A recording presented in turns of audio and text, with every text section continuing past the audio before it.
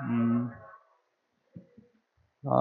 Welcome po Early Say through Cell Group 5 Bible Seminar. Welcome po sa mga bagong naligtas sa nakaraang Cell Group 5 Bible Seminar. Okay. Before we start, let's pray together. Bago po tayo magsimula, tayong lahat po ay manalangin. Dear most friend, gracious Father, Mahal naming Ama na mahabagin at mapagpala, thank you for saving us from sin and eternal destruction. salamat po sa pagliligtas sa amin mula sa kasalanan at wala hanggang pagkawasak. Thank you for guiding us to abide in church. Salamat po sa pagpapatnubay sa amin na manatili sa church. Even though we have a lot of friction in our Christian life, our Lord is always with us and guide us. Kahit na napakarami naming kahirapan sa aming pamumuhay Kristiyano, ang Panginoon ay palaging kasama namin at gumagabay sa amin. So whatever affliction we meet, let us commit to our Lord. Kaya sa anumang kahirapan kami humarap, naway pagkatiwala namin ito sa Panginoon. And this time, by the grace of God, we are gathered together in the name of the Lord. At sa oras na ito, sa pangalan ng Panginoon, kami po ay nagkatipon ng sama-sama. We believe our Lord is in the midst of us. At kami po ay naniniwala na ang Panginoon ay kasama po nasa gitna po namin. Please teach and guide us through the Word of God. Pakiusap, turuan niyo po at gabayan kami sa salita ng Diyos. Please work the Holy Spirit so that we can clearly understand the Word of God. Pakiusap, gumilos nawa ang Espiritu Santo upang malinaw naming maunawaan ng salita ng Diyos. This time, from start to the end, we only rely on your mercy and gracious. Sa oras na ito, magmula sa simula hanggang matapos, nagtitiwala lamang kami sa iyong habag at biyaya. We pray in Jesus' name. Idinadalangin po namin ito sa pangalan ni Jesus. Amen. Amen. Okay. Let's open to the Bible, 2 Timothy chapter 3. Buksan po natin sa ating Biblia, Ikalawang Timoteo, Kapitulo 3.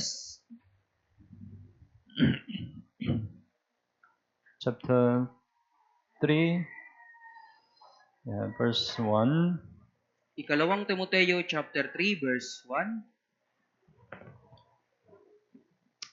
Verse 1 hanggang 5. Magmula verse 1 hanggang verse 5 po. 2 Timothy chapter 3, verse 1 hanggang 5. Okay, basahin po natin ng sabay-sabay. Ngunit, unawain mo ito na sa mga huling araw ay darating ang mga panahon ng kapigatian, sapagkat ang mga tao ay magiging maibigin sa kanilang sarili, maibigin sa salapi, mayayabang, mga mapagmalaki, mapanlait, sawail sa mga magulang, mga walang utang na loob, walang kabanalan, walang katutubong pag-ibig, mga walang habag, mga mapanirang puri, mga walang pagpipigil sa sarili, mapapangis, mga hindi maibigin sa mabuti, mga taksil, patitigas ang ulo, mga palalo, mga maibigin sa kalayawan sa halip na mga maibigin sa Diyos, na may anyo ng kabanalan, ngunit tinatanggihan ng kapangyarihan ito. Lumayo ka rin naman sa mga ito. Okay. We are learning 2 Timothy. Tayo po ay nag-aaral ng Ikalawang Timoteo. Especially we are learning about the sin of the last days. Lalo, higit sa lahat, pinag-aaralan po natin yung mga kasalanan sa huling araw. In the last days, this kind of sins are prevail. Sa mga huling araw, yung ganitong uri ng mga kasalanan po ay laganap. Even though these sins are prevail, as a saved Christian, we need to be separate from these sins. Kahit na yung mga kasalanang ito po ay laganap, bilang mga ligtas na Kristiyano, kailangan po nating lumayo sa mga kasalanang ito. That's why we every time, right, whenever we learn, we check ourselves whether we are really separate from this sin. Kaya sa tuwing nag-aaral po tayo nito, palagi nating sinisiyasat kung tayo po ba'y nakahiwalay sa mga kasalanang ito. Today, last time we learned about the verse 2 on unthankful. Nung nakaraan po, pinag-aralan natin sa verse 2, ng mga walang utang na loob. We have to always give thanks, right? Kailangan po natin palaging magpasalamat. Whatever situation we are, we have to give thanks. Nasa anumang sitwasyon tayo naroon, kailangan po natin palaging magpasalamat. And today, we think about the unholy. At sa araw na ito, pag-isipan po natin yung walang kabanalan.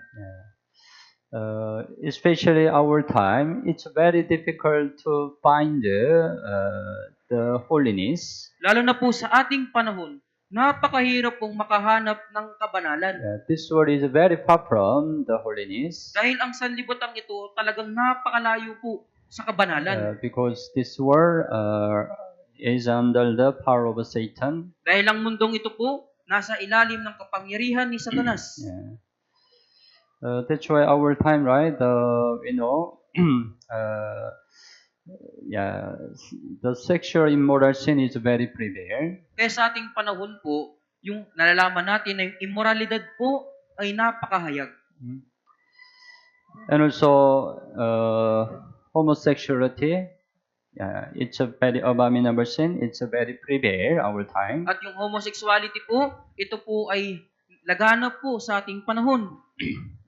And also many people, rather than worship God, they worship Satan. At maraming tao po sa ngayon, na sa halip na sumamba sa Diyos, sumasamba sila kay Satanas. It's really far from the holiness, right? Ito ay talagang napakalayo po sa kabanalan. You know, this time there is a Olympic game in Paris. Alam niyo po ba sa panahong ito, meron pong tinatawag na Olympic Games sa Paris? You don't have interest? Di po kayo interesado sa ganun?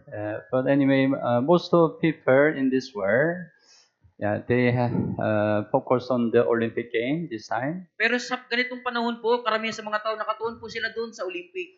But I was very surprised for the opening ceremony of the Olympic Games. Pero mas nagulat po ako sa naging opening ceremony doon sa Olympic. The one of the opening ceremony present the parody of the Last Supper. You know, Last Supper. Isa po sa mga presentation po ng opening ceremony po, yung parody po tungkol dun sa Last Supper.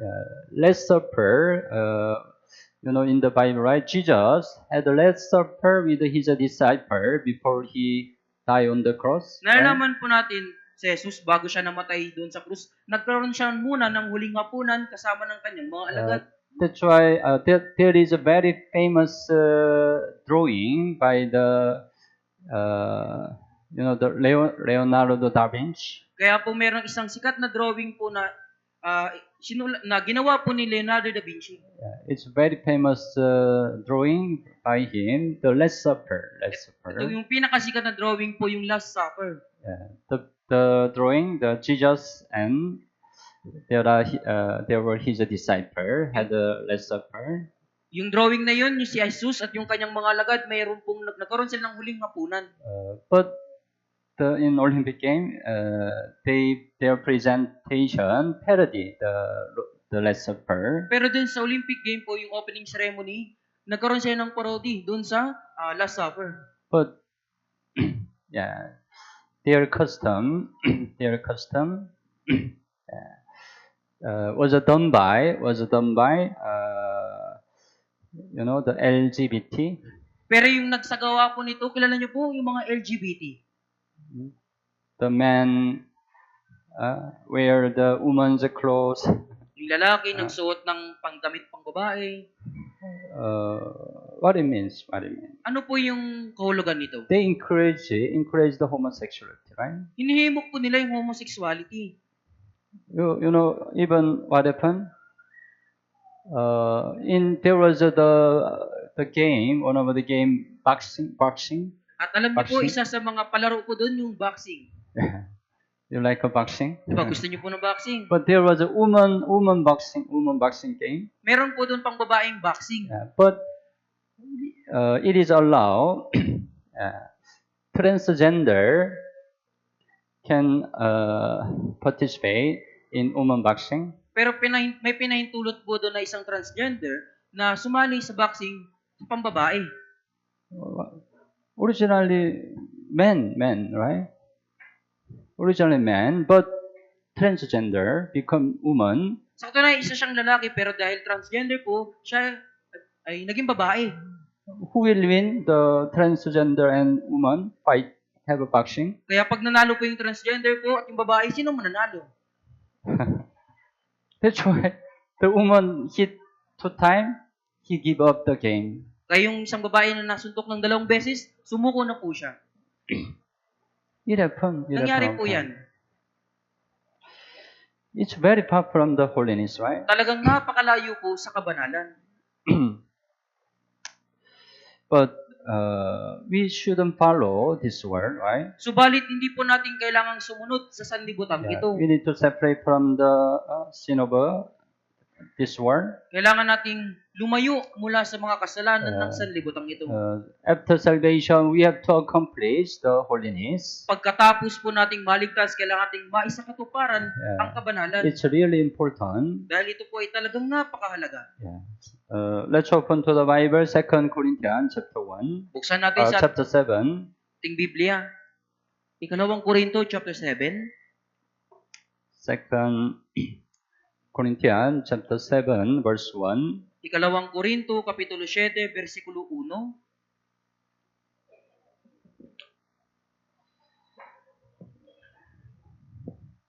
7, verse 1. Basahin po natin ng sabay-sabay. Mga minamahal, yamang taglay natin ang mga pangakong ito, linisin natin ang ating mga sarili mula sa bawat karumihan ng laman at espiritu na ginagawang sakdal ang kabanalan sa pagkatakot sa Diyos. It says, let us cleanse ourselves from all filthiness of the flesh. Sinabi po dito, linisin natin ang ating mga sarili mula sa bawat karumihan ng laman. And perfecting holiness in the fear of God. Na ginagawang sakdal ang kabanal sa pagkatakot sa Diyos. We have to do our best to accomplish the holiness. Kailangan nating gawin yung makakaya nating maisakatuparan ng kabanalan. Because it's the will of God. Dahil ito po yung malinaw na kalooban ng Diyos. Of course, we cannot accomplish the holiness immediately. Pero syempre po, hindi natin agad na may sasakatuparan ng kabanalan. It takes time, right? Aabot po talaga ito ng panahon.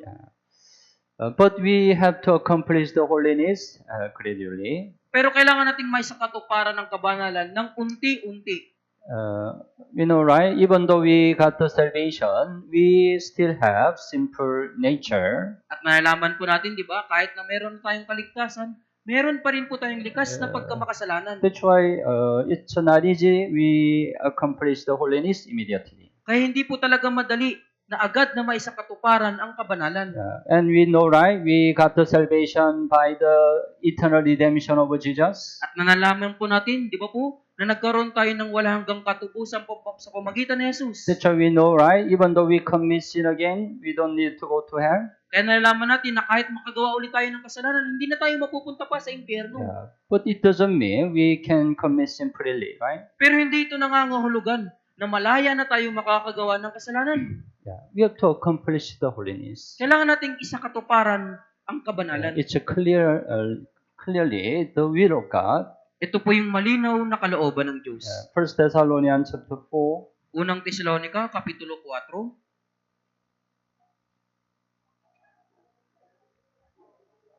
1 Thessalonians chapter 4. Unang Tesalonica, chapter 4. Verse 3. Verse 3.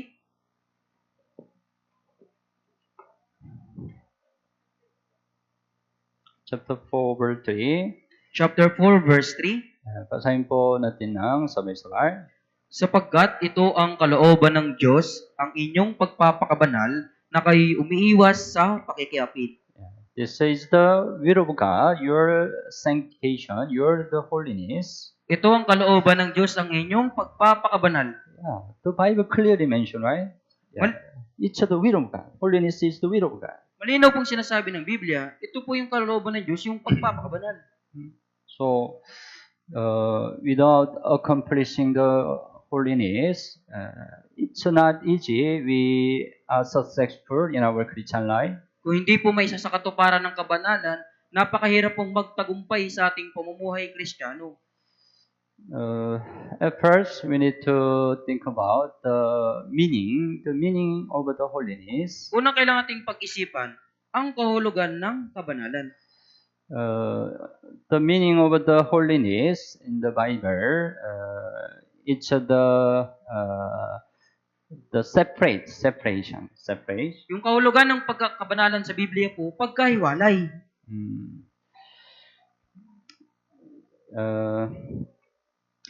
하림바와 church, as a Greek word, church is ecclesia. Halimbawa po, yung church po sa salitang Griego po ay iglesia. Ecclesia means the separated congregation. Ang ibig sabihin ng iglesia, yung kapulungan na inihiwalay. Separated, saved people from this world. Yung inihiwalay ng mga taong ligtas mula sa sanlibutan ito. It's ecclesia. Yan po yung iglesia. That's why Tagalog also, right? Similar, the iglesia, right? Ecclesia comes from ecclesia. Kaya katulad lang ito sa Tagalog po, di ba? Iglesia. Separated congregation. Kapulungang inihiwalay. 1 Corinthians chapter 1. Unang Korinto chapter 1.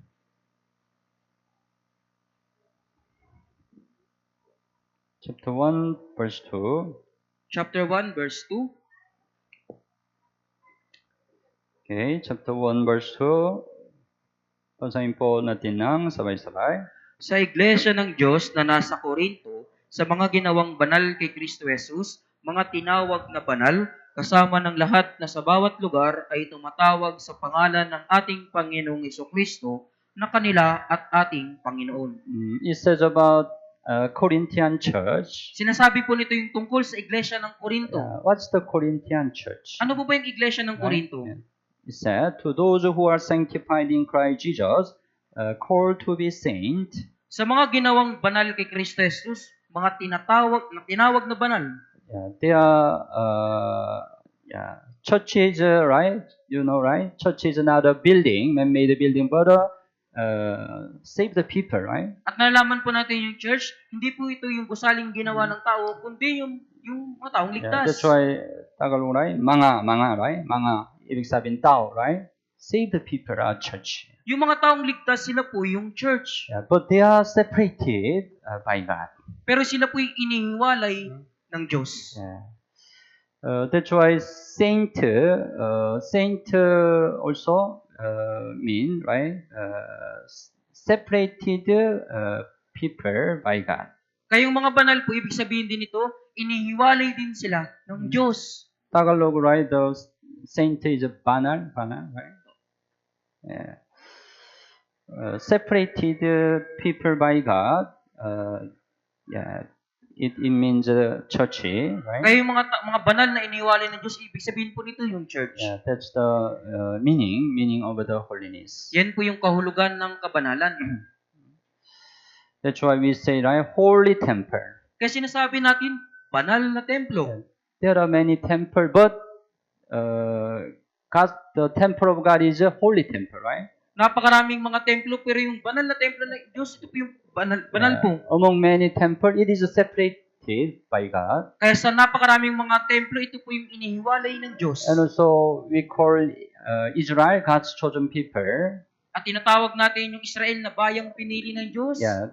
We call also Israel holy nation. Tinatawag natin itong banal na bansa po. Because they are also separated by God. Dahil sila din po ay inihiwalay ng Diyos. So the meaning of holiness, separate. Kaya ang kahulugan ng kabanalan, inihiwalay. The word holiness was used for the first time in the Bible in Genesis chapter 2. Yung salitang kabanalan po, o banal po, ay unang ginamit po sa Biblia sa Genesis chapter 2. God created heaven and the earth. Nilikha ng Diyos ang langit at lupa. God created heaven and the earth for 6 days. Nilikha ng Diyos ang langit at lupa sa loob ng 6 na araw. And seventh day, God had rest, right? At sa ikapitong araw, ang Diyos ay nagpahinga. Tama po ba? Then God separated the seventh day. At inihiwalay ng Diyos yung pitong araw, ikapitong araw. Let's open Genesis chapter 2. Buksan natin Genesis chapter 2.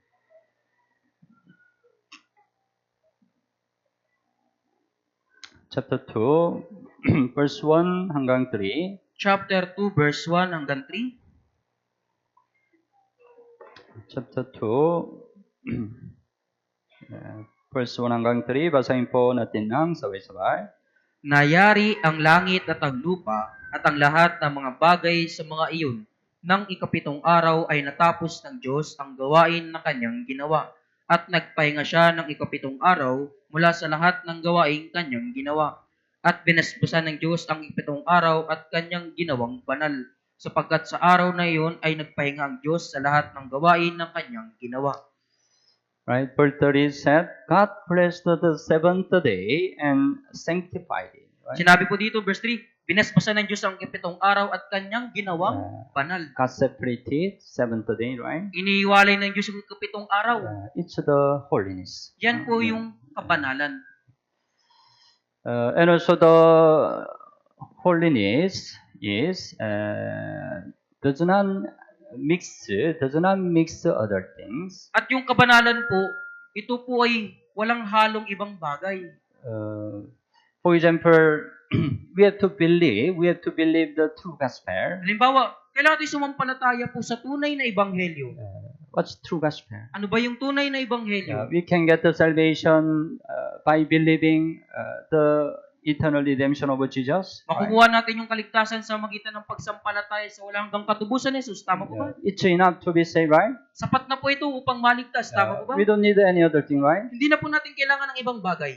But many people believe in other gospel. Pero maraming tao po yung naniniwala sa ibang ebanghelyo. They believe in Jesus. Naniniwala din sila kay Jesus. Even they believe in redemption of Jesus. Maging sa pagtubos po ni Jesus, naniniwala din sila. But they believe in Jesus by adding many other things, right? Pero naniniwala sila kay Jesus na idinaragdag po yung ibang mga bagay. They mix many other things, right? Inihahalo nila yung ibang maraming bagay. Halimbawa, they say that we have to do prayer of acceptance. Halimbawa, ginagawa nila, kailangan natin gawin yung panalangin ng We have to pagtanggap. confess the sin every time. Kailangan natin palaging ipahayag ang We kasalanan. have to do many good deeds. Kailangan natin gumawa palagi ng mabuting Then gawa. we can be saved. Kung gayon tayo ay maliligtas. They mix the many other things, right? Inihahalo po nilang ibang maraming bagay.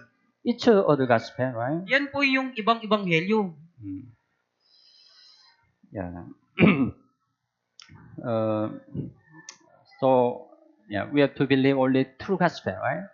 Kailangan natin sampalatayanan yung tunay na ebanghelyo lamang. We shouldn't mix any other thing in pure thing. Huwag nating ihalo yung maruming bagay mula sa malinis na bagay. That's the holiness. Yan po yung kabanalan. Leviticus chapter 19. Levitico, Kapitulo 19. Leviticus 19. Levitico 19. 19 verse 19. 19 verse 19. Leviticus 19 verse 19. Okay, basahin po natin ng sabay-sabay.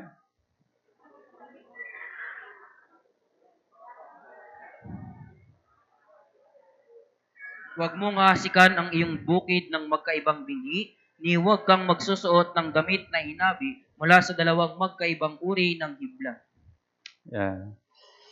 It's the commandment of the Lord in Old Testament. Ito po yung kautusan ng Panginoon sa lumang tipan. But it gives the lesson to us. Pero nagbibigay po ito ng aral mula sa atin. You shall not let your livestock breed with another kind. Huwag mong palalahian ang iyong mga hayop sa ibang uri. It means don't mix other. Ibig sabihin, huwag maghahalo ng You iba. shall not sow your field with mixed seed. Huwag mong hasikan ng iyong bukid ng magkaibang binhi. Nor shall a garment of mixed linen and wool come upon you. Ni huwag kang magsusuot ng damit na hinabi mula sa dalawang magkaibang uri ng hibla. It repeatedly said, don't mix two things, right? Paulit-ulit na sinasabi, huwag ihahalo yung dalawang bagay. If you mix two things, yeah, it does not become holy. Kapag hinalo yung dalawang bagay, hindi na po ito magiging banal. Isaiah chapter 1. Isaiah chapter 1, Isaiah chapter 1, verse 22. chapter 1 po, verse 22. 22. Chapter 1, 22. Okay, basahin po natin ng sabay-sabay. Ang iyong pilak ay naging dumi, at ang iyong alak ay nahaluan ng tubig. Your wine mixed with the water. Ang iyong alak ay nahaluan ng tubig. If you mix the water in the wine, it's no more wine, right? Kaya kung hinaluan mo po ng tubig ang alak, hindi na po ito alak. When I explain the true gospel, right, I give a example. Kaya nung I frequently give some example. di ba po pag pinapaliwanag ko po yung ebanghelyo, madalas ko pong nagbibigay ng ganitong halimbawa. Meron clean water. Merong malinis na tubig. You can drink, right? Pwede nyo pong inumin ito. But can you drink if you put konti lang tahe? Pero may inom nyo ba ito pag naglagay po kayo ng kaunting tayo? I ask to the people invited. Tinatanong ko po yung mga inbitahan. Can you drink? Inumin nyo ba ito? Konti lang. Konti lang naman po. But nobody say I will drink. Pero walang nagsasabi po na iinumin nila. Right? Even though it's clean water, as soon as you mix something other, it does not more. It's not clean water, right? Kahit na ito po'y malinis na tubig, sa sandaling maglagay ka po dito ng kahit maliit na bagay po, magiging marumi na ito. So, to accomplish the holiness, we should mix any other thing. Kaya upang may sa katuparan ng kabanalan, wag nating ihalo yung ibang bagay. The Bible says the origin of the Samaritan. Sinasabi po ng Biblia, yung pinagmulan ng mga Samaritano. At the time of Jesus, Israel the despised Samaritan. Sa panahon po ni Jesus, yung mga Israelita, hinahamak po nila yung mga Samaritano. Israel was God's chosen people. Yung Israel po sila yung bayang pinili ng That's Diyos. why God didn't allow Israelite can marry with the Gentile. Kaya hindi pinapahintulot ng Diyos na yung mga Israelita ay mag-asawa ng mga Hintil. God commanded to them keep their purity. Iniutos sa kanila ng Diyos na panatilihin nila yung kadalisayan. But who are Samaritan? Pero sino po ba yung mga Samaritano? Samaritan, they are mixed with the Gentile. Yung mga Samaritano, sila po'y may halo ng Hintil. That's why at the time, Israelites despised the Samaritan. Kaya sa panahong iyon po, hinahamak ng mga Israelita ang mga Samaritano. Second King, chapter 17. Ikalawang hari po, chapter 17. It says about the origin of a Samaritan. Sinasabi po nito yung pinagmulan ng mga Samaritano. 17 verse 24. 17 verse 24.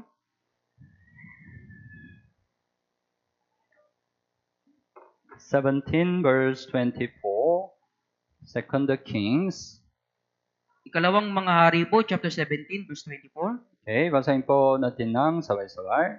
Ang hari ng Assyria ay nagdala ng mga tao mula sa Babylonia, Kut, Iba, Hamat at Separbaim at inilagay sila sa mga bayan ng Samaria sa halip na mga mamamayan ng Israel. Kanilang inangkin ng Samaria at nanirahan sa mga lungsod nito. As we know, North Israel was destroyed by Assyria. Gaya ng ating nalaman, ang North Israel po ay sinakop ng Assyria. That's why the king of Assyria brought many Gentile people to Samaria. Kaya yung hari ng Assyria, nagdala po siya doon ng mga hintil doon sa Samaria. At the time, they were mixed. At sa panahong iyon, sila po'y naihalo. And then, what happened because they are mixed together? At ano po ba yung nangyari dahil sila po'y naghalo? It's a big problem. Ito po yung mas malaking problema. Chapter 17, verse 33. Chapter 17, verse 33. Also, basahin po natin ng sabay-sabay. Sa gayon, sila natakot sa Panginoon subalit naglingkod din sa kanilang sariling mga Diyos ayon sa paraan ng mga bansang pinagkunan sa kanila. Yeah, they feared the Lord, right? Opo, natakot sila sa Panginoon. They served the Lord. Naglilingkod sila sa Panginoon. It looks good, right? Parang mabuti po ito, di ba? They served the Lord. Naglilingkod sila sa Panginoon. But yeah, they also served their own God. Subalit, naglingkod din sila sa kanilang sariling mga Diyos. Is it possible serve the Lord and also serve the other God? Posible po ba na maglingkod sa Panginoon at maglingkod sa ibang Diyos? Not possible, right? Hindi po ito maaari. God doesn't want it. At ayaw ito ng Diyos. God wants, we have to only serve the Lord, right? Ang gusto ng Diyos, paglingkuran lamang natin ang Panginoon. They are mixed, right? Kaya sila po'y naihalo. You know, especially the Catholic, they mix many other things. Alam niyo po, lalo na sa Katoliko, inihalo nila yung napakaraming bagay. Yeah. Not only the gospel, they mix many other things, but also many things they mixed. Hindi lamang sa Ebanghelyo, kundi napakaraming bagay po, marami silang mga idinaragdag o inihalo. That's why when they also have a mission to other country long time ago. Nung unang panahon po, nagkakaroon din sila ng mga misyon sa ibang mga bansa. That's why when they evangelize the other country, they accept all their tradition, culture. Kaya kapag nakapag-evangelize sila ng ibang mga bansa, tinatanggap din po nila yung kanilang mga kaugalian po o tradisyon. You can believe the Bible. O pwede kayong maniwala sa Yeah, Biblia. but they allow all their tradition, culture in their country. Pero pinapayagan nila yung kanilang mga tradisyon na kaugalian sa kanilang bansa. That's why even in Korea, right? Korea traditionally there is the one tradition. The worship the descendant, worship descendant. We sacrifice for them. Kaya po sa Korea po may tradisyon po na ganito na sinasamba po o naglilingkod o nagbibigay kami ng alay sa mga sinauna, sa mga ninuno. It's a tradition of Korea. Yan po yung tradisyon sa Korea. Yeah. But according to the Bible, sacrifice for the not descendant, but ancestor. Sa mga ninuno po. Yeah, we Korean people sacrifice for the ancestor who already passed away. Yung mga Koreano po, nag-aalay sila po sa mga ninuno nilang pumanaw na. Every fiesta, we put many masarap pagkain on the table. Kada kapiestahan po, naglalagay sila ng maraming pagkain po sa hapagkainan. And we bow down. At kami po ay yumuyuko. Yeah, we think the soul who already passed away, ancestor soul, will come back, will eat the food. At sa tingin namin na yung mga kaluluwang pumanaw na ay babalik at kasamang kakain po nun. It's a tradition of Korea. Yan po yung tradisyon sa Korea. But it's far from the teaching in the Bible, right? Pero napakalayo nito mula sa katuruan ng Biblia. The Bible said it's the worshiping the demon. Sinasabi ng Biblia ito yung pagsamba sa mga demonyo. It's worshiping the demon. Ito po yung pagsamba sa demonyo. Because when people bow down to their demon come there. Dahil kapag ang mga tao ay yumuyuko doon, dumarating din po yung Because demonyo. they want to be worshipped by people. Dahil gusto nilang masamba ng mga tao. But Catholic allow, it's okay, no problem. Pero pinapayagan yun ng Katoliko, sige, okay lang yan. Even though it's different from the Bible, right? Kahit na yan po iba sa Biblia, Yeah. They mix many other things. inihahalo po nila yung napakaraming mga bagay. Revelation chapter 2, Apokalipsis Kapitulo 2, verse 18, chapter 2, verse 18, 18 hanggang 20. 18 po hanggang 20. Revelation chapter 2, 18 hanggang 20. Okay. Basahin po natin ng sabay-sabay. At sa anghel ng iglesia sa Tiatira ay isulat mo, ang mga bagay na ito ay sinasabi ng anak ng Diyos na may mga matang gaya ng ningas ng apoy at ang kanyang mga paa ay gaya ng tansong pinakintab. Alam ko ang iyong mga gawa, ang iyong pag-ibig, pananampalataya, paglilingkod at pagtitiis, at ang iyong mga huling gawa ay higit kaysa mga una. Ngunit ito ang hindi ko gusto laban sa iyo. Pinahintulutan mo ang babaeng si Jezebel na tinatawag ang kanyang sarili na propeta at kanyang tinuturuan at nililinlang ang aking mga lingkod upang makiapid at kumain ng mga bagay na inihandog sa mga Diyos-Diyosan. The Lord said about the Thyatira church. At sinabi ng Diyos po yung patungkol sa iglesia ng Thyatira. Thyatira church had many good things, right? Yung iglesia ng Thyatira, napakarami nilang mabuting That's why gawa. the Lord praised them. Kaya nga po, pinuri sila ng Verse Panginoon. 19, I know your works, love, service, faith, and your patience. Sinabi ng verse 19, alam ko ang iyong mga gawa, pag-ibig, pananampalataya, paglilingkod, pagtitiis. It was good, right? Napakabuti po nun. But verse 20, nevertheless, I have a few things against you. Ngunit sa verse 20, ito ang hindi ko gusto laban sa iyo. The Lord against them. Ang Diyos po ay naging laban sa kanila. It means I will not overlook this thing. Ibig sabihin, hindi ko palalampasin ang kasalanan ito. I consider this is a very big problem. Ituturing ito ng Diyos na malaking problema. What was their problem? Ano po ba yung kanilang problema? Because you allow that woman, Jezebel, who called herself a prophet, to teach and seduce my servant to commit sexual immorality and eat things sacrificed to idols. Sapagkat pinahintulutan mo ang babaeng si Jezebel na tinatawag ang kanyang sarili na propeta at kanyang tinuturuan at niling ng ang aking mga lingkod upang makiapid at kumain ng mga bagay na ihandog sa mga Diyos-Diyosan. They allow the wrong thing, right? Ipinahintulot nila yung mga maling bagay. Right? Tama po ba? Even though they did many good things, they accepted the wrong thing, right? Kahit na marami silang nagawang mabuti po, They mix other thing, right? inihalo po nila yung napakaraming bagay. Our Lord consider it's a big thing. At itinuring ito ng Panginoon na malaking problema po. In our Christian life, we shouldn't mix wrong thing. Sa ating pamumuhay Kristiyano, wag na wag po nating ihalo yung maling bagay. If it's not the will of God, we shouldn't allow it. Kung hindi po ito ang kalooban ng Diyos, wag natin itong pahintulutan. Then we cannot accomplish the holiness. Dahil kung hindi natin may sasakatuparan ng kabanalan.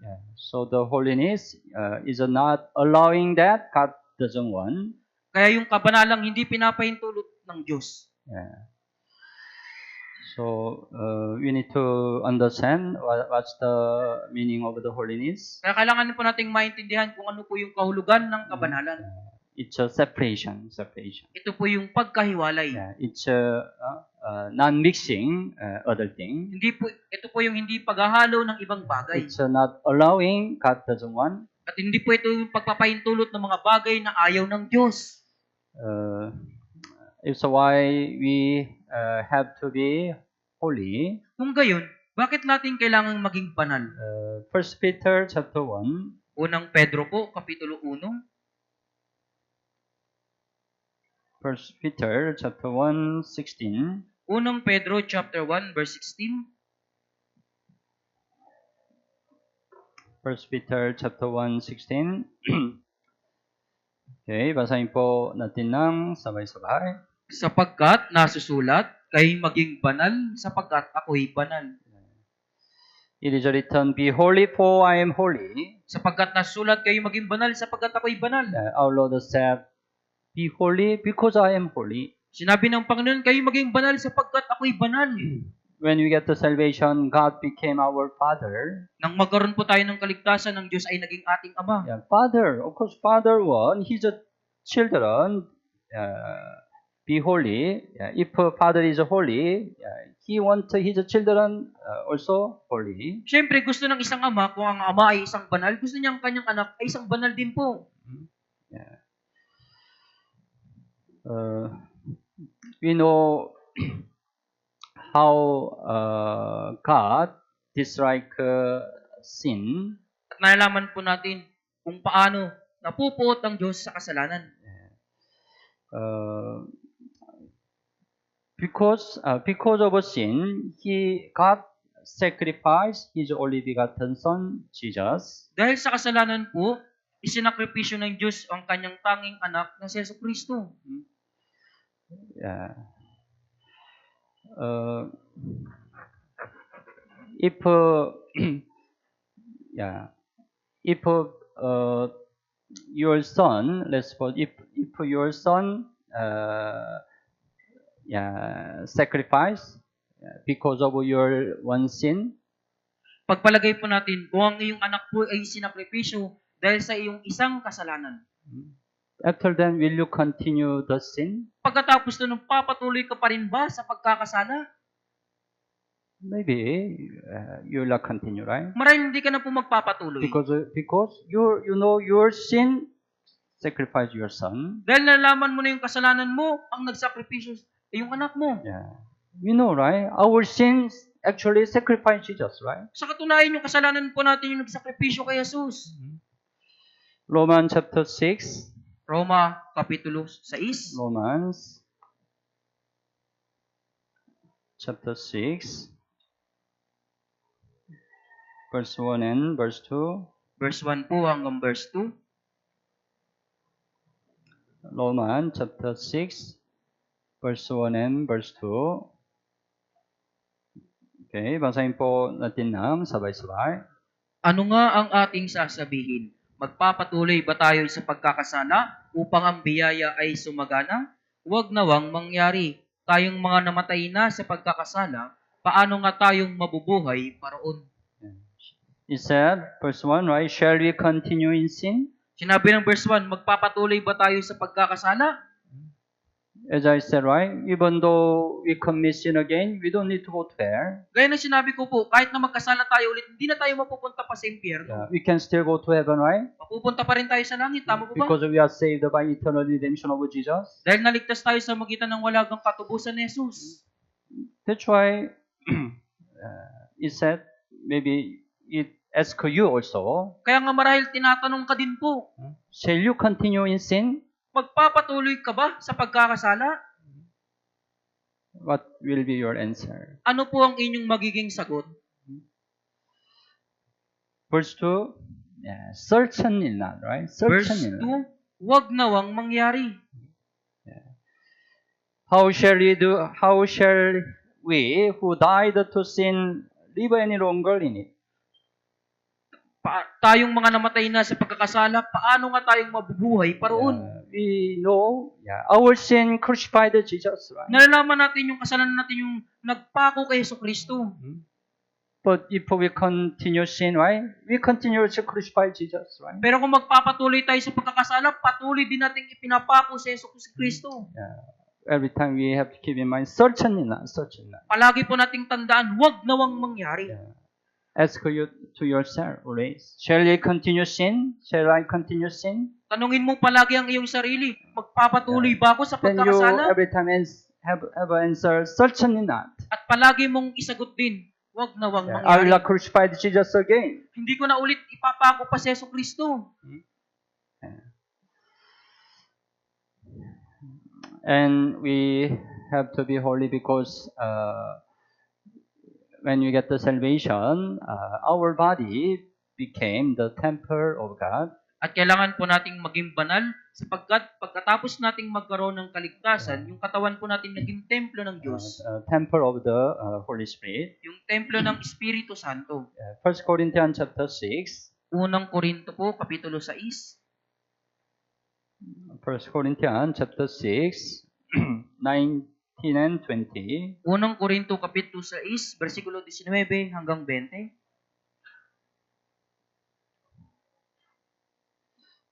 Chapter 6, 19 and 20. Also, basahin po natin ng sabay-sabay. O hindi ba ninyo nalalaman na ang inyong katawan ay templo ng Espiritu Santo na nasa inyo, na tinanggap ninyo mula sa Diyos at kayo ay hindi sa inyong sarili, sapagkat kayo binili sa isang halaga, kaya't luwalhatiin ninyo ng inyong katawan ang Diyos. Verse 19 said, your body is the temple of the Holy Spirit who is in you. Sinabi ng verse 19, ang inyong katawan ay templo ng Espiritu Santo na nasa inyo. We cannot see the Holy Spirit, right? Hindi po natin nakikita ang Espiritu Santo. Tama po ba? Tama? Yeah. But we can believe. Holy Spirit is in us. Pero maaari tayong sumampalataya po ng Espiritu Santo ay nasa atin. When we listen to the Bible seminar, there is a works of the Holy Spirit. Nung makinig po tayo ng Bible seminar, meron pong pagkilos ng Espiritu Santo. Holy Spirit helps you to believe in the gospel. Tinulungan ka ng Espiritu Santong sumampalataya sa Ebanghelyo. Yeah, you already believe in the gospel, right? At sumampalataya ka na po sa Ebanghelyo. Tama po ba? It is not because of your knowledge, your wisdom, your understanding. Hindi po yan dahil sa iyong kaalaman o sa iyong pagkaunawa. Yeah, actually, it was a works of the Holy Spirit. Sa katunayan, ito po yung pagkilos ng Espiritu Holy Santo. Spirit helped you to believe in the gospel. Tinulungan ka ng Espiritu Santo upang sumampalataya ka sa Ebanghelyo. Then at the moment you believe in the gospel, the Holy Spirit came to you. At sa sandaling sumampalataya ka sa Ebanghelyo, sa sandaling iyon, dumating din sa iyong And Espiritu it Santo dwells in you. at nanirahan sa iyo. That's why after salvation, your body became the temple of the Holy Spirit. Kaya pagkatapos ng kaligtasan, yung katawan mo naging templo ng Espiritu Santo. God's Spirit is the Holy Spirit. Yung Espiritu ng Diyos, ito po yung banal na Espiritu. Holy Spirit, right? Holy Spirit. Banal na Espiritu. Tama? Tama Holy ba? Spirit. Yeah. If Holy Spirit dwell in our body, of course, our body needed to be holy, right? Kung yung banal na Espiritu po yung naninirahan sa ating katawan, siyempre yung katawan natin dapat maging banal. Yeah. It said, whom you have from God and you are not your own. Sinabi po dito na tinanggap ninyo mula sa Diyos at kayo ay hindi sa inyong sarili. After salvation, your body is not yours. Pagkatapos mong maligtas yung katawan mo, hindi na ito sa iyo. Verse 20, for your bought at a price, therefore glorify God in your body and in your spirit, which are God's. Verse 20, sapagkat kayo binili sa isang halaga, kaya't lubatiin ninyo ang inyong katawan ang Diyos. You have to know your body is not yours. Kailangan mong malaman ang katawan mo, hindi na Your sa iyo. body was bought by God. Ang iyong katawan ay binili ng Diyos. That's why you have to glorify God through your body. Kaya kailangan mong luwalhatiin ang Diyos sa pamamagitan ng iyong katawan. At the time of Jesus, the Bible said, the many Jews defiled the temple of God. Sa panahon po ni Jesus, sinasabi po ng Biblia, maraming mga Hudyo po ay dinumihan po nila yung templo ng Diyos. Because many people sold oxen, sheep, and doves in the temple of God. Dahil sa templo po, maraming tao po yung nagbebenta ng mga kalapati, mga hayop, mga kambing. And the money changers did the business in the temple. At yung mga nagpapalit ng pera po, nagkaroon sila ng mga ganitong business sa loob ng templo. Then Jesus saw what happened in the temple of God. At nakita ni Jesus kung ano po yung nangyayari sa templo ng Diyos. There is the one movie that describes the life of Jesus. Meron pong isang pelikula na naglalarawan ng buhay ni Jesus. The title, The Gospel of John. Yung pamagat nito ay Gospel of John. It described what happened in the temple of God. Inilarawan po dito kung ano yung nangyari sa templo ng Diyos. When Jesus saw what happened in the temple, he was really surprised. Nung makita ni Jesus kung ano yung nangyari sa templo, talagang siya po ay nagulat. That's why he removed all the table in the temple. Kaya inalis niya po lahat ng mga lamesa doon sa templo. He drove out all the animal from the temple. At pinalayas niya po lahat ng mga hayop na nandoon po sa But templo. when I saw the movie for the first time, I was also very surprised. Pero nung mapanood ko po yun sa unang pagkakataon, nagulat din ako. Because it described Jesus got great angry for them. Dahil inilarawan dito yung napakalakinding paggalit ni Jesus. We know, right? Jesus is really gentle, right? Alam natin, si Jesus po talagang maamo. But how gentle Jesus show anger like that? Pero paano na si Jesus na maamo ay nagpakita ng galit na gaya nun? At first, I couldn't understand. Sa una, hindi ko ito maintindihan. But later, yeah, when I studied holiness, I could understand. Pero kalaunan, nung mapag-aralan ko po yung kabanalan, naintindihan ko po. I could know how much Jesus disliked defile the temple of God. Napag-alaman ko po kung gaano napupuot si Jesus sa namarumihan yung templo ng Diyos. It's the heart of our Lord. Yan po yung puso ng ating Panginoon. God doesn't want, right? Defile our body. At ayaw ng Diyos na yung katawan natin ay marumihan. Our body is a temple of the Holy Spirit. Yung katawan po natin ay templo ng Espiritu Santo. Even though we cannot see the Holy Spirit, we have to believe Holy Spirit is to dwell in us, right? Kahit na hindi natin nakikita ang Espiritu Santo, sumasampalataya tayo, yung Espiritu Santo ay nasa atin. That's why we have to accomplish the holiness through our body, right? Kaya kailangan natin isakatuparan ng kabanalan sa magitan po ng ating katawan. And also, when we get the salvation, we become also holy priest. At nung magkaroon din po tayo ng kaligtasan, meron din po tayong banal na kapayapaan. 1 Peter chapter 2. Unang Pedro, Kapitulo 2. 1 Peter chapter 2, Unang Pedro, Kapitulo 2, verse 5. versikulo 5. 1 Peter chapter 2, verse 5. Unang Pedro, chapter 2, verse 5. Okay, basahin po natin ng sabay-sabay. Tulad ng mga batong buhay, hayaan ninyong kayo ay may tayo bilang espiritual na bahay tungo sa banal na pagkapari upang mag-alay ng mga espiritual na handog na kasiyasiya sa Diyos sa magitan ni Jesucristo. As we know, in Old Testament, only the priest, high priest, could enter the holy place, in the tabernacle, right? Gaya nating nalalaman po, sa tabernakulo po, mga pari lamang po yung pwedeng pumasok sa dakong kabanal-banalan. He could enter the most holy place in tabernacle. Siya lamang po yung nakakapasok sa dakong kabanal-banalan dun sa But tabernakulo. other Israelites were not allowed, right? Pero ilang mga Israelita, ibang Israel, hindi po sila pinapahintulutan. In Old Testament, God separated the priest, high priest. Sa lumang tipan, inihiwalay ng Diyos yung mga punong pari. But in New Testament, the saved Christian become the priest. Pero sa bagong tipan po, yung mga ligtas na Kristiyano ay naging mga pari po. Because we can directly go to directly have a fellowship with the Lord. Dahil maaari na po tayong direktang magkaroon ng fellowship sa Panginoon. But to have a fellowship with the Lord, we need to be holy. Ngunit upang magkaroon ng direktang fellowship sa Panginoon, kailangan nating maging banal. In Old Testament, the priest,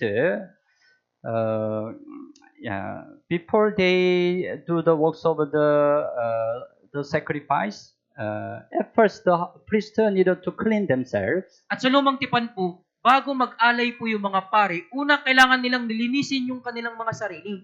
Exodus chapter 19. Exodo, Kapitulo 19.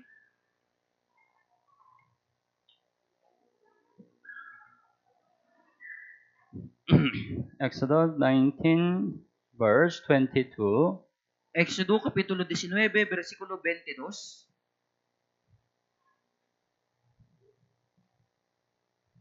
19:22. 19, verse 22. Okay, basahin po natin ng sabay-sabay. Gayun din, ang mga pari na lumalapit sa Panginoon ay pabanalin mo. Baka ang Panginoon ay hindi makapagpigil sa kanila.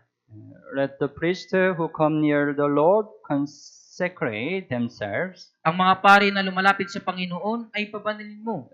Consecrate means clean themselves. Yung pabanalin, ibig sabihin, linisin yung kanilang sarili.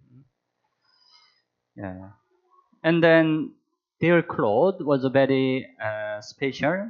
At yung kanilang kasuotan po ay talagang kakaiba. Exodus chapter 20.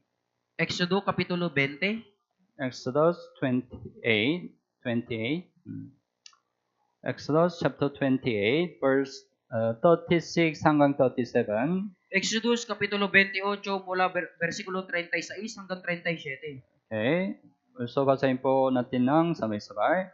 Gagawa ka ng isang pinggan na lantay na ginto at dooy iukit mo na ayon sa ukit ng isang pantatak, banal sa Panginoon. Iyong ikakabit ito sa ibabaw ng turbante sa pamamagitan ng taling asul. Ito'y dapat nasa harapan ng turbante. Verse 36 said, right? You shall also make a plate of pure gold and engrave on it. Sinabi po, gagawa ka ng isang pinggan na lantay na ginto at dooy iukit mo. They made one plate, right? Gagawa po sila ng isang inukit And then they engrave the letter, at iukit po nila yung sulat. one letter. Anong sulat po? Holiness to the Lord. Banal sa Panginoon. And then they put in their body. At ilalagay po nila ito sa kanilang katawan. So every time they remind, right? As a priest, we have to be holy. Kaya palagi po nilang naaalala, bilang pari, kailangan maging banal. Now we are priests, right? Ngayon tayo po yung mga pari. We can directly go to the Lord, right? Mari na tayong dumirektang lumapit sa We can Panginoon. directly have fellowship with the Lord. Mari na tayong dumirektang makipag-fellowship sa Panginoon. That's why we need also holiness Kaya nga kailangan din natin ng kabanalan to have a fellowship with the Lord. upang magkaroon ng fellowship sa Panginoon. That's why Jesus also said in Matthew chapter 5. Kaya sinabi din po ni Jesus sa Mateo chapter 5, Matthew chapter 5 verse 8. chapter 5 verse 8 po. Matthew chapter 5 verse 8. Mateo chapter 5 verse 8. Also, basahin po natin ng sabay-sabay. Sapagkat makikita nila ang Diyos. Blessed are the pure in heart. Mapapalad ang mga may malinis na puso. Pure in heart. It means, right, we accomplished the holiness, right? May malinis na puso, ibig sabihin, isa ng katuparan yung kabanalan. They shall see God. Makikita nila ang Diyos. Can you see God? Makikita mo ba natin ang Diyos? Meron tao?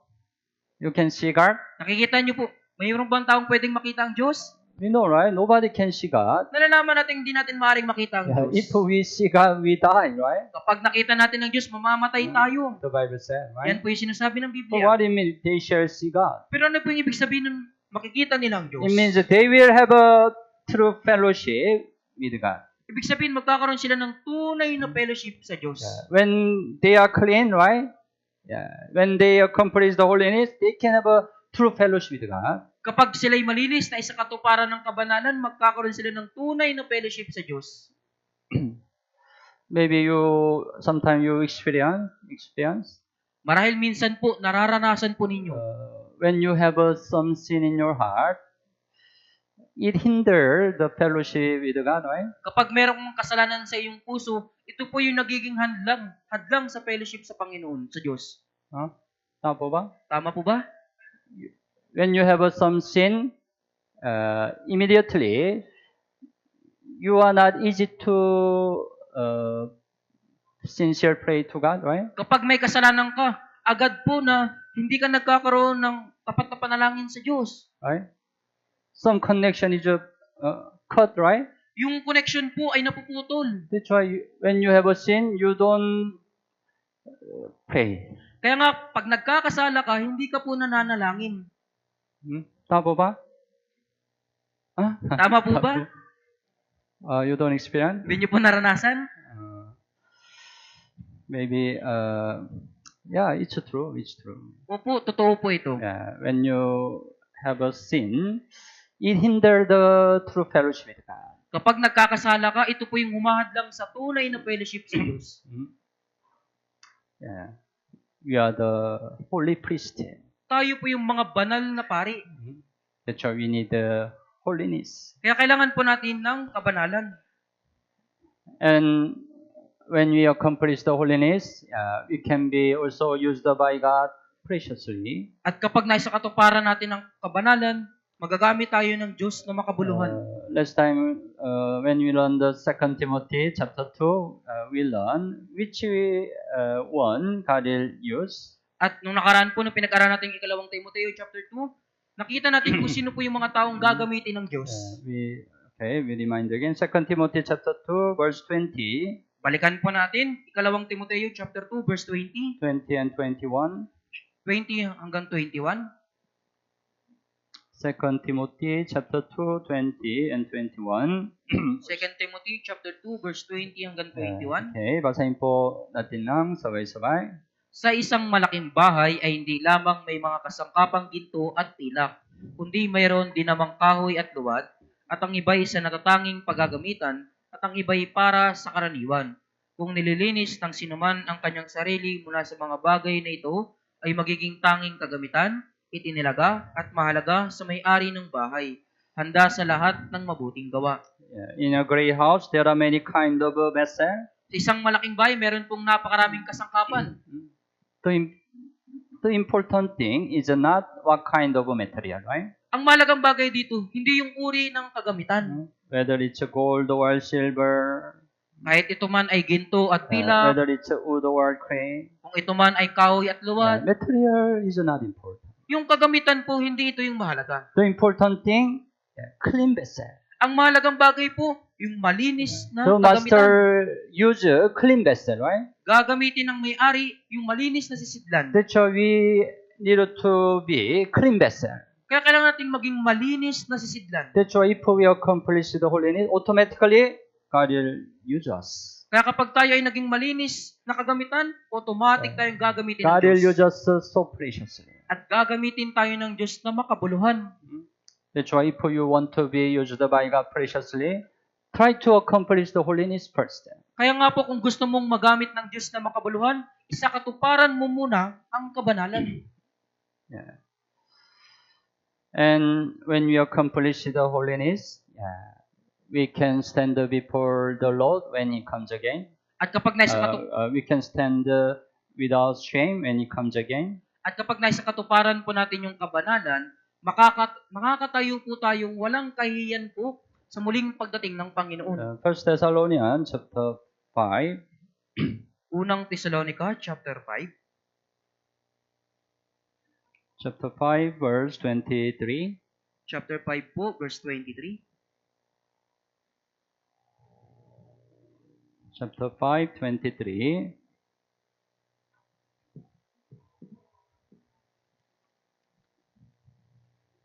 Okay. Pasahin po natin ng sabay-sabay. Pakabanalin nawa kayong lubos mismo ng Diyos ng kapayapaan, at ang inyong espiritu at kaluluwa at katawan ay ingatang buo, na walang kapintasan sa pagdating ng ating Panginoong Hesukristo. Someday, we know, right? Jesus will come again. Balang araw na nalaman natin na muling darating si Jesus. And then He will really save the people, right? At talagang kukunin niya po yung mga tunay na taong ligtas. It's very near, right? Napakalapit na po nito. Tama po ba? But when He comes again, let's suppose we are in sin. Pero sa muling pagdating niya po, ipagpalagay natin, tayo ay nasa kasalanan.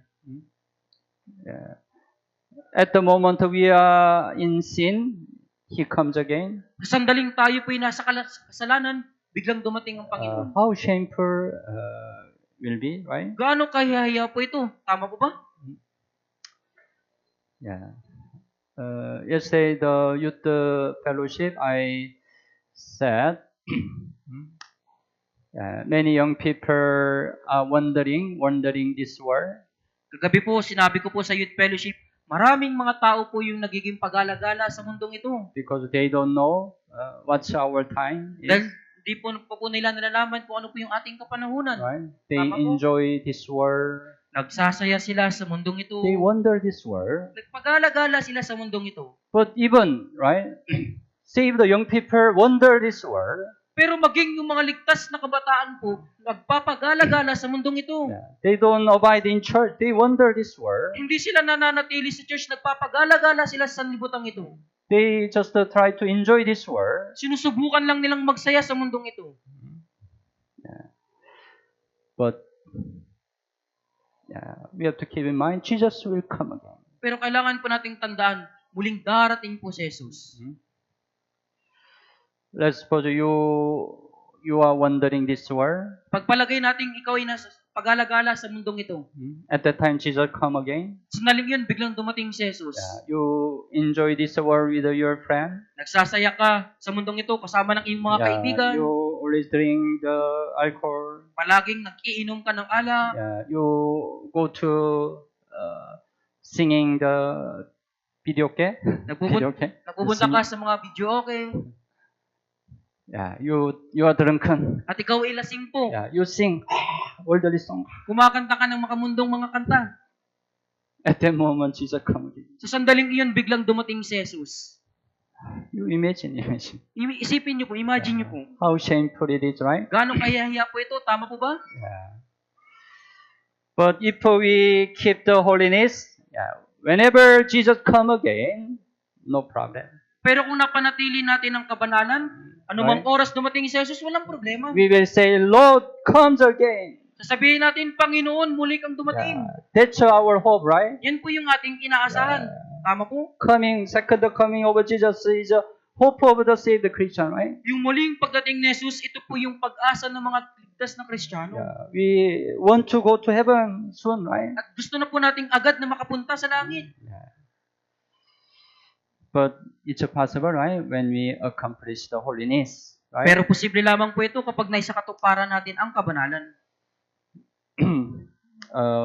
We learn, right? The meaning of the holiness is a separation. Natutunan po natin na yung kahulugan ng kabanalan, pagkahiwalay. It's from where we need to be separate. Kung gayon, from where we need to be separate. Mula saan po tayo kailangan nating humiwalay? To accomplish the holiness. Para may sa katuparan ng kabanalan. Efeso chapter 2. Efeso kapitulo 2. Think about Efeso chapter 2, verse 2. Efeso chapter 2, verse 2. Verse 2. Efeso chapter 2, verse 2. Okay. Basahin po natin ng sabay-sabay. Na dati ninyong nilakaran ayon sa lakad ng sanlibutan ito, ayon sa pinuno ng kapangyarihan ng himpapawid, ng Espiritu na ngayon ay gumagawa sa mga anak ng pagsuway. It said, right, you once walk according to the course of this world. Sinabi po dito, na dati ninyong nilakaran ayon sa lakad ng sanlibutan ito. You once walk, it means before you got the salvation. Na dati ninyong nilakaran, ibig sabihin po, bago kayo naligtas. Before you get the salvation, you follow the course of this world, right? Bago po kayo naligtas, kayo po'y lumalakad sa sanlibutan ito. But after salvation, we need to be separate from the course of this world. Pero pagkatapos nating maligtas, kailangan nating humiwalay po mula sa mga lakad ng sanlibutan ito. What's the course of this world? Ano po yung mga lakad ng sanlibutan ito? This world, right? As I mentioned first, right? Apart from the holiness, right? Ang mundong ito, gaya ng aking sinabi po, malayo na sa kabanalan. But the people in this world, they don't recognize it's apart from the holiness. Pero yung mga tao ng sanlibutan ito, hindi nila nakikilala na malayo na ito sa kabanalan. They think it's a normal thing. Iniisip nila na ito ay normal na bagay lamang. Even though it's a very clear sin, according to the Word of God, they think it's normal. Kahit na ito po ay malinaw na kasalanan sa salita ng Diyos, it's a course of the world. Ito po sabi nila ay normal lang ito at lakad ng We sanlibutan. need to be separate from the course of this world. Pero kailangan nating mahiwalay po sa mga lakad ng sanlibutan ito. Just a simple halimbawa, one of the course of this world. Isa po sa mga lakad ng sanlibutan ito, halimbawa po, nowadays the young people like the one application, TikTok. Have you ever heard about TikTok? Sa panahon natin ngayon po, yung mga kabataan, gusto po nila yung TikTok. You heard about TikTok? Alam niyo po yun? In TikTok, right, there is some trend, right? Sa TikTok po, meron pong mga trending. Trend. Yeah. For example, right, some woman, they dance. Halimbawa po, sa isang babae, sumasayaw po. They record their dance, right? Diba, ni-record nila yung kanilang pagsayaw. then it's a trend, right? Other people look at, follow, right? Kaya magiging trending po yun dahil susundan yung, Yeah. pag makita They yun, also- susundan ng ibang tao. Record their dance At i-record din nila yung kanilang and sayaw. post, right? At ipopost po. It looks a normal thing, right? Parang normal na bagay po ito. It's a trend of this world. Yan yung po yung trending sa mundong ito. But our Lord, let's think, our Lord will praise it if say the Christian follow them. Pero yung ating Panginoon, malulugod po ba kapag ang mga Kristiyano ay sumusunod sa ganon? You dance, Sumasayaw ka, you post, pinupost mo pa, and many people look at you. at maraming mga tao yung nakatingin sa iyo. It will be a good example. Magiging mabuting halimbawa ba ito? I think our Lord will not praise it, right? Sa tingin ko po, ang Panginoon natin hindi po ito Even malulugod. it's a very simple thing, right? Kahit na simple lang naman You po can yan. think it's a small thing, right? Maring isipin mo, maliit na bagay lang yan. Yeah. We need to be separate from the course of this world. Kailangan nating maging hiwalay mula sa mga lakad ng sanlibutan ito.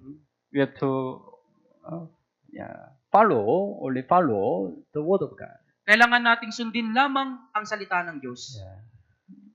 And we need to be separate from the unsaved people in this world. At kailangan nating mahiwalay sa mga taong hindi ligtas sa mundong ito. 2 Corinthians chapter 6, Ikalawang Korinto, chapter 6, 14 and 15. 2 Corinthians chapter 6, 14 and 15. chapter 6 po, verse 14 hanggang 15. 14 and 15. Okay. Basahin po natin ng sabay-sabay. Huwag kayong makipamatok sa mga hindi mananampalataya, sapagkat anong pagsasama mayroon ng katuwiran at kasamaan, o anong pagsasama mayroon ng liwanag sa kadiliman, at anong pagkakasundo mayroon si Kristo kay Bilyan, o anong pahagi mayroon ng mananampalataya sa hindi mananampalataya. Verse 14 said, do not be unequally yoked together with the unbelievers. Verse 14, huwag kayong makipamatok sa mga hindi mananampalataya. Yeah, it means you need to be separate from the unbeliever in this world. Ibig sabihin, kailangan nyo pong humiwalay sa mga hindi mananampalataya sa mundong ito. Unbeliever means the people who are not saved, right? Yung mga hindi mananampalataya, mga taong hindi ligtas. It doesn't mean you shouldn't meet them at all. Hindi po ito nangangahulugan na huwag mo talaga silang tatagpuin. Separate from unbeliever doesn't mean you don't meet them at all. Huwag makipamatok po sa mga hindi mananampalataya. Hindi ibig sabihin nito na huwag mo silang tatagpuin. Yeah. If we don't want to meet the unbeliever, we better go to the mountain, nobody live, right? Kung hindi natin tatagpuin yung mga hindi mananampalataya, mas mabuting pumunta na lang tayo sa bundok na But walang it's nakatira. not God's way, right?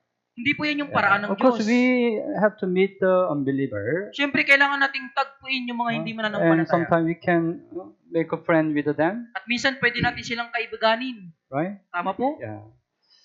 But we have to know we need to be separate from their sin. Pero kailangan nating malaman, kailangan nating humiwalay sa kanilang mga kasalanan. And also we have to know we cannot have a true fellowship with them. At kailangan nating malaman, hindi tayo magkakaroon ng tunay na fellowship sa kanila. One representative thing can apply this verse. Isang kinatawang halimbawa po yung pwedeng i-apply dito. Say the Christian neither to get married with a saved Christian. Yung mga ligtas na Kristiyano, kailangan nilang mag-asawa ng ligtas na Kristiyano. If a saved Christian get married with an unbeliever, it's a yoke together with the unbeliever. Kung yung isang ligtas na Kristiyano po ay ikasal sa hindi mananampalataya po, ito po yung pakikipamatok sa mga hindi mananampalataya. If a saved Christian get married with an unbeliever, how can they be happy? Kung isang ligtas na Kristiyano po ay ikakasal sa hindi mananampalataya, paano sila magiging masaya? What's the purpose of a life of a saved Christian? Ano po yung layunin ng buhay ng isang ligtas na Kristiyano? They live for the gospel. Nabubuhay sila para sa They live Ebanghelyo. for the glory of God. Nabubuhay para sila sa kalwatian ng But what's the purpose of the unsaved people? Pero ano yung Their life? Ano po yung layunin ng buhay ng isang tao hindi mananampalataya? Their purpose of life focus on this world, right? Yung layunin ng kanilang buhay nakatuon sa mundong ito. They want to just enjoy this world. Gusto lang nilang magsaya sa mundong ito. Purpose of our life is completely different, right? Yung layunin ng buhay po, ganap na magkaiba. Can they have a one mind? Pwede ba silang magkaisa? They will be always fighting, right? Palaging magkakaroon sila ng pagtatalo. On Sunday, saved Christian want to go to church. Pag linggo, yung ligtas na Kristiyano gusto niyang pumunta sa But church. unsaved people go to outside to enjoy this world. Pero yung mga taong hindi ligtas, gusto nilang lumabas dahil para magsaya sa mundong ito. How can they happy? Paano sila magiging masaya? It's yoked together with unbeliever. Yan po yung pakikipamatok sa mga hindi mananampalataya. Yeah. That's why saved Christian need to get married with a saved Christian. Kaya yung mga ligtas na Kristiyano, kailangang maikasal sa mga ligtas na Kristiyano. Yeah. It can apply not only young people, but also if you want to get married again after separation, you need to also apply. Hindi lamang po ito may apply sa mga kabataan, kundi kahit sa mga matatanda na po na nahiwalay na po na gusto ulit mag-asawa. It's a very critical thing. Dahil critical na bagay po ito. And we need to be separate from the environment of committing sin. At kailangan nating maging hiwalay sa mga kapaligiran po na gumagawa ng kasalanan. Galatians chapter 6, chapter 6, 27 and 28. 27 and 28. Galatians chapter 6, 27 and 28. Basahin po natin ng sabay-sabay.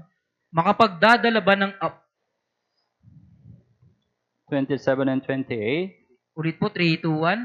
Makapagdadala ba ng apoy ang isang tao sa kanyang kandungan at hindi masusunog ang kanyang kasuotan? Sa nagbabagang uling, makakalakad ba ang isang tao at ang kanyang mga paa hindi mapapaso? If you take the fire in your bosom, it's not possible. You are not burned, right? Kapag nagdala ka ng apoy sa iyong kandungan, posible ba na hindi ka masunog? Let's suppose there is fire. Pagpalagay natin mayroong apoy. You take a fire. Kinandong mo po yung apoy. And you pray to God. At nanalangin ka sa Diyos. God, please help. I will not burn. Diyos, pakiusap. Sana hindi ako masunog. Will you not be burned? Hindi ka ba masusunog? Yeah. It's not possible, right? Hindi po yan maaari. You shouldn't take a fire in your bosom, right? Kung gayon, huwag ka magdadala ng apoy sa iyong kandungan. Sometimes we go to the place, we can be easily tempted. Minsan nagpupunta tayo sa mga lugar na madali tayong matutokso sa kasalanan. And we pray, oh God, please help me. I will not be tempted. At nanalangin tayo, Diyos, pakiusap, tulungan mo kung hindi matukso. But it's much better. We don't go to the place we can be tempted, right? Mas mabuti po na huwag na tayong pumunta doon sa lugar na madali tayong matutokso. You are weak in the alcohol. Halimbawa, napakahina mo sa alak. Before you got the salvation, you always drink alcohol with your friend. Bago ka nagkaroon ng kaligtasan, palagi ka nagiinom kasama ng iyong kaibigan. But after salvation, your friend call you. Pero pagkatapos mong maligtas, tinawag ka ng iyong kaibigan. Call you in drunken house. Tara, punta tayo sa kainuman. Oh, it's okay. You are Christian. No problem. You don't drink. Just come to us. Sinabi nila, okay lang kahit Kristiyano ka, kahit hindi ka uminom, kahit hindi ka uminom. Then you go there. Pagkatapos nagpunta ka po doon. I will not drink. Sinabi mo, hindi ka iinom. And you pray. At nanalangin Please ka. help me, please. Pakiusap, tulungan mo ko. I will not be tempted. Na hindi ako matukso. Then the friend drink together. Pagkatapos They yung mga enjoy. kaibigan mo, nagiinuman, nagsasaya sila. Gradually, they try to encourage you to drink, right? At unti-unti, hinihimok ka nilang uminom. Yeah. Then maybe you think, if I just take a konti lang, I'll be okay. At marahil sa tingin mo, kapag uminom ka ng kaunti lang, Right. ayos lang. Konti lang. Kaunti lang naman eh. After then, already konti lang. Only one shot. Dahil natikman mo ng kaunti, o sige, isang baso. After one shot, what will happen? Pagkatapos ng isang baso, ano po yung mangyayari? Full water, right? Yung isang bote na po, di ba? You shouldn't go there, right? dapat na hindi ka nagpunta doon. Tama po ba? Yeah. You to avoid the situation you can be tempted. Kailangan mong umiwas sa sitwasyon na ikaw ay matutokso. You know what's your weakness? Alam niyo po kung ano ang iyong kahinaan. What's in your weak? Anong kasalanan ka mahina? You know, right? Alam niyo po yan, di ba? If so, you need to avoid the sin situation. Kung gayon, You can be kailangan mong tempted. umiwas sa kasalanan sa sitwasyon na matutokso ka. Yeah. Anyway, there are many things we need to be separate. Gayon pa man, napakaraming bagay po na kailangan nating mahiwalay. We need to be separate also from the every wrong doctrine. Kailangan din nating humiwalay sa bawat maling katuruan. Even though we already got the salvation, we can be also tempted by wrong doctrine. Kahit na tayo po ay nagkaroon na ng kaligtasan, pwede pa rin tayong matukso ng ibang doktrina. That's why I recommend you avoid try to listen to some sermon in YouTube. Kaya hinihimo ko po kayong iwasan niyo pong manood ng mga sermon sa YouTube. In YouTube, there are many kind of sermon, right? Sa YouTube po, napakaraming uri ng mga sermon. But most of the sermon was not proven whether it's true or not. Pero karamihan sa mga sermon noon, hindi pa po iyon napapatunayan. Actually, most of the sermon in the internet, it's far from the truth. Sa katunayan, karamihan sa mga sermon sa internet po ay napakalayo sa katotohanan. You cannot clearly discern. Hindi niyo po yan malinaw na makikilala. But some sermon, some teaching looks very sweet. Pero meron pong mga katuruan, mga sermon na napakatamis. Some sermon can please your ear. May mga sermon na pwedeng malugod ang iyong tenga. Yeah. Then you can be tempted. Kung gayon, maaari kang matukso. Satan can tempt you. Pwede kang tuksohin ng Satanas. You can be affected by wrong doctrine. At maaring maapektuhan ka ng maling It doktrina. can be critical thing in your Christian life. At magiging critical na bagay yan sa iyong buhay It Kristiyano. was not proven. At hindi Right? pa yan napapatunayan. That's why it's much better you more focus on listen to already proven the sermon in our church. Kaya mas mabuting pakinggan niyo po yung mga napatunayang sermon na sa ating church. Every sermon, right? Not only our church, but also the sermon we upload, right? Kada sermon po, hindi lamang sa ating church, maging sa iba po, nag-upload tayo. It's much better you try to listen again, repeatedly. Mas mabuting pakinggan niyo po iyon ng isa pa, paulit-ulit. It's a say. Mas ligtas po iyon.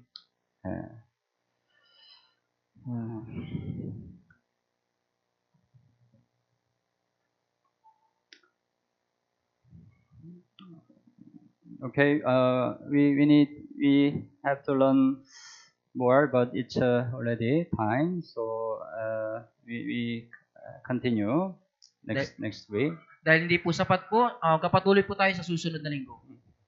Anyway, we have to accomplish the holiness, right? Ayun pa man, kailangan tayong isa katuparan ng kabanalan. Okay, let's pray together. Ang lahat po ay manalangin. Dear most friend, gracious Father, Mahal naming Ama na mahabagin at mapagpala, thank you for saving us from sin and eternal destruction. salamat po sa pagliligtas sa amin mula sa kasalanan at wala hanggang pagkawasak. Please hold us on to abide in church until our Lord comes again. Pakiusap, hawakan niyo po kami na manatili sa church hanggang sa inyo pong muling pagdating. We are living at the end of age. Kami po ay nabubuhay sa katapusan ng sa huling araw. That's why the sin of the last day so prevailed. At kaya po yung mga kasalanan sa mga huling araw ay napakahayag na po.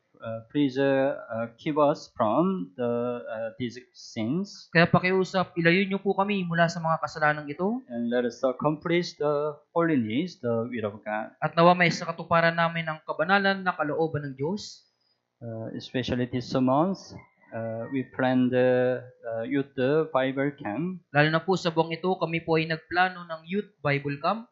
Please lead many youth people to attend the youth Bible camp. Pakiusap, akayin niyo po yung maraming mga kabataan na makadalo ng Youth Bible Camp. And let us glorify our Lord by saving many lost souls. At nawa, maluwalhati namin ang Panginoon sa magitan ng pagliligtas sa maraming nawawalang kaluluwa. And let us pray for the Youth Bible Camp with one mind. At nawa manalangin kami para sa darating na Youth Bible Camp na may isang pag-iisip. We only rely on your mercy and gracious. Kami po ay umaasa lamang sa iyong habag at biyaya. We pray in Jesus' name. Idinadalangin po namin ito sa pangalan ni Jesus. Amen. Amen.